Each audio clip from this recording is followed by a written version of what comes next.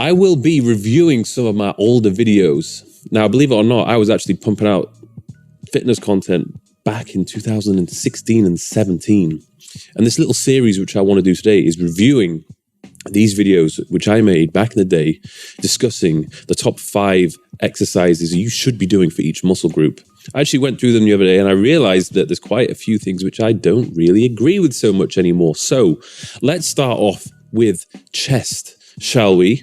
If we go back to the 5 chest exercises you should be doing, which is racked up as it stands 8.3, nearly 8.4 million views.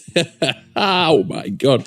I don't even know how it managed to get that many views. I think I was just lucky with the time at which I was putting out this type of content, and probably because the thumbnail is quite eye-catching. Anyway, what did I say? The first exercise which I recommend that everybody should be doing is the flat barbell bench press. Now, I would probably not be putting that in my top 5 anymore. Reason behind that is not because it's a bad exercise, it's certainly a good exercise. In fact, it's probably the best exercise that you could possibly do if you want to get better at the flat barbell bench press. However, if you want to build a big chest and that is your sole goal, your absolute focus, then I would probably say there's other exercises which you should do instead of it. The reason why I personally don't do flat press anymore is because of the risk. It is slightly more of a riskier movement because of the position at which you're pressing. You are more restricted with the range of motion, and a lot of issues with rotator cuffs, the shoulder joint, tend to arise from pressing excessive weight with improper form. Now, if you've nailed your form, then you probably won't be suffering from any of these issues, but most people really haven't nailed their form when it comes to doing barbell bench press, and they lift too heavy, and they often ruin their shoulder. So what I would do now, and what I have been doing for the past 5 years or so, is I've replaced this exercise with the incline barbell bench press. Yes, you could argue you're maybe engaging fewer pec fibers, or certainly around the lower to mid-range, but the range of motion is greater. It's more of a joint-friendly movement when you're pressing at an incline. So for me, that is an exercise which I've been doing more of. Generally, I want to focus more on my upper chest. And of course, I want to be lifting long into the future with no shoulder issues. So I would replace it with incline barbell press.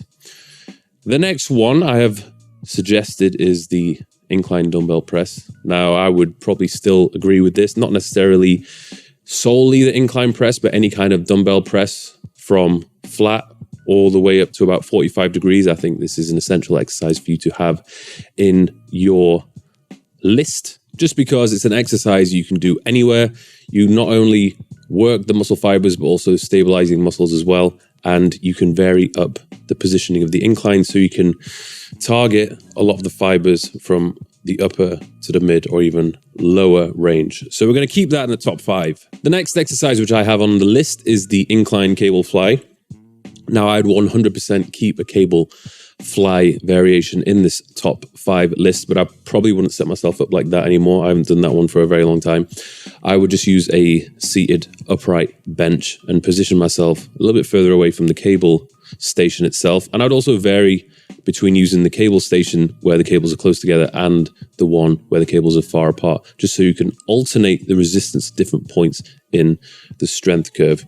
I always still recommend doing these over dumbbell flies, because when you're doing a dumbbell fly, you get a lot of resistance at the start of the movement when the muscle's in the stretched position, but when you are bringing the dumbbells up on top of your torso, there's almost no resistance, so the shortened position of the pec really isn't being trained at all. The next on the list is the decline dumbbell press. Now, I would disagree with this.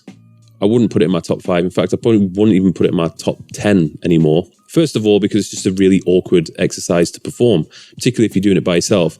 First of all, you're positioning yourself upside down on a bench, and then you have to grab these heavy dumbbells from the most awkward position and then just go ahead and press. It's not the easiest to do unless you have a spotter. There's actually far superior ways to hit your lower pec fibers.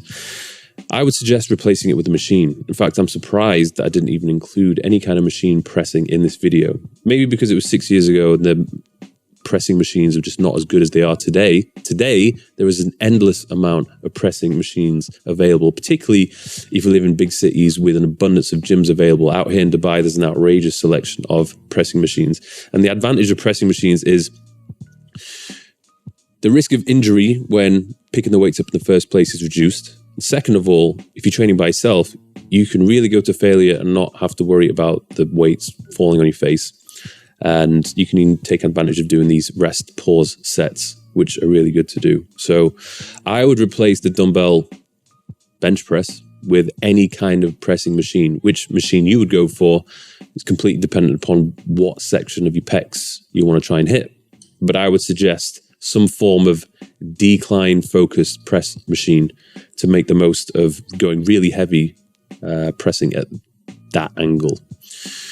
The final one, which I have gone for, is the standing cable fly. Now, again, I don't really know why I've included this variation. I've already got a cable fly in there. So we're really just changing the angle at which I am crossing my arm over my torso.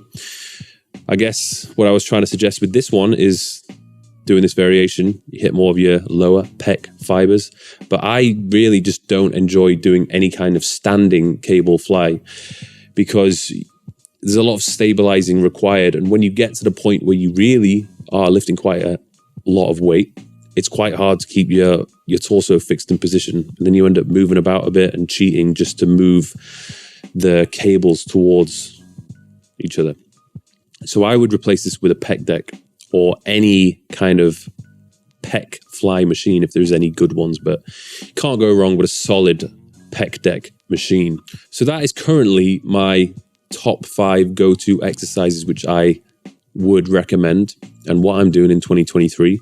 If you can just get extremely good at executing those 5, then I see no reason why you would struggle to grow your